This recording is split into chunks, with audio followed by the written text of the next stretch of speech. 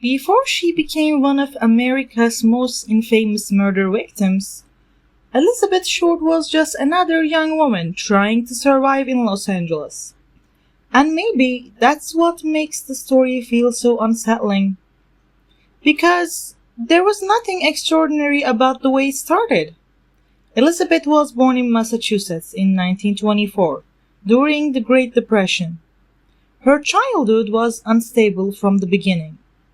Her father abandoned the family when she was young, and at one point, even staged his own suicide before disappearing for years. Her mother struggled financially. The family moved constantly. And somewhere during all of that instability, Elizabeth became obsessed with reinvention. People who knew her described her the same way over and over again. Beautiful, quiet, fragile. Dark hair, very pale skin, carefully applied makeup, a soft voice that made people lean closer when she spoke. She loved movies, Hollywood, elegant clothing. But beneath that image, her life was chaotic. She drifted through temporary jobs, borrowed apartments, hotel rooms, military towns. Friends later said Elizabeth often invented slightly different versions of herself, depending on who she was speaking to. Sometimes she hinted she was an actress. Sometimes she claimed she was engaged. Sometimes she spoke as if important opportunities were waiting for her just around the corner. But most evidence suggests something much sadder than manipulation. Elizabeth seemed lonely, deeply lonely, like someone trying to turn herself into the kind of glamorous woman Hollywood might finally notice before reality caught up to her. And Los Angeles in the 1940s was full of girls exactly like that. Young women arriving with dreams large enough to survive the train ride west. Most disappeared quietly into ordinary lives. Elizabeth disappeared differently.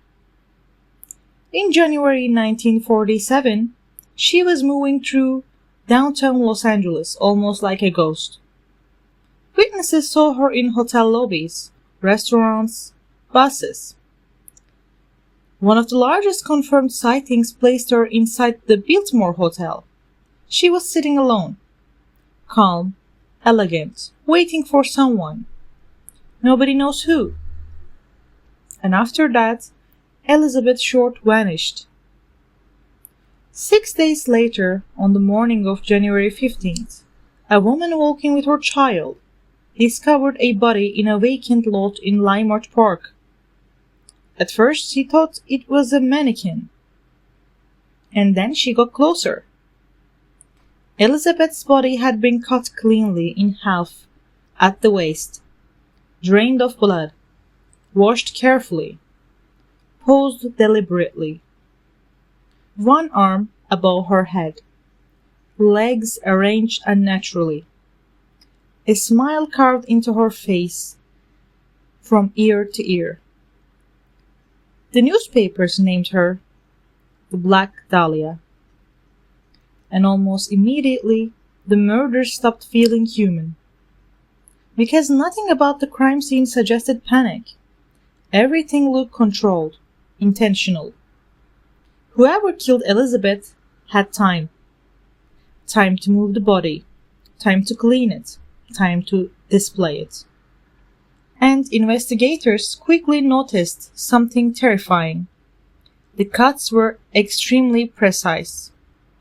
The body had been separated using a technique similar to surgical procedures known by people with anatomical knowledge. Not something most ordinary killers in 1947 could perform easily. That changed the investigation immediately. Police began focusing on doctors, surgeons, medical students, and morticians. Men who understood the human body intimately. And that is where one name began haunting the case more than almost any other. Dr. George Hodel, a wealthy Los Angeles physician connected to artists, celebrities, underground parties, and powerful social circles. At first, Hodel looked untouchable, educated, charismatic, well-connected. Exactly the kind of man Los Angeles protected naturally. But over time, disturbing details emerged around him. Witnesses described strange behavior inside his home. There were allegations of abuse involving his own daughter, rumors of violent sexual interests, an obsession with control. And years later, investigators discovered LAPD surveillance recordings secretly taken inside Hodel's house during 1950s. In one recording, Hodel allegedly says, "Supposing I did kill the Black Dahlia, they couldn't prove it now." That sentence alone turned him into one of the most infamous suspects in American true crime history. And deeper people looked into him, the worse everything became. His son, Steve Hodel, a former LAPD detective himself, later became convinced his father was the killer. He argued George Hodel possessed the medical skill, the psychological profile, the narcissism, and the social protection necessary to commit the crime and escape the consequences. But even then, nothing could ever be proven completely. No murder weapon, no definitive forensic evidence, no confession, only fragments. And George Hodel was far from the only suspect. Over the decades, police investigated more than 150 men connected to the case. Doctors, gangsters, former lovers, morticians, men who confessed falsely for attention, men who died before police could fully investigate them. And deeper the investigation went, the more Los Angeles itself began feeling suspicious. Because the city was chaotic in the 1940s. Corrupt police departments, journalists contaminating evidence, Hollywood elites protecting each other, files disappearing, witnesses changing stories. At times, the investigation felt less like a murder case and more like a city actively swallowing the truth whole. Which created the question people still ask nearly 80 years later. Did Elizabeth Short's killer escape because he was brilliant? Or because Los Angeles allowed him to? That uncertainty became part of the legend. Because the Black Dahlia case is not remembered only because of how violent the murder was. It is remembered because nobody could fully explain it. Elizabeth Short walked into Hollywood wanting to become somebody, and instead, she became one of the most haunting unsolved mysteries in American history.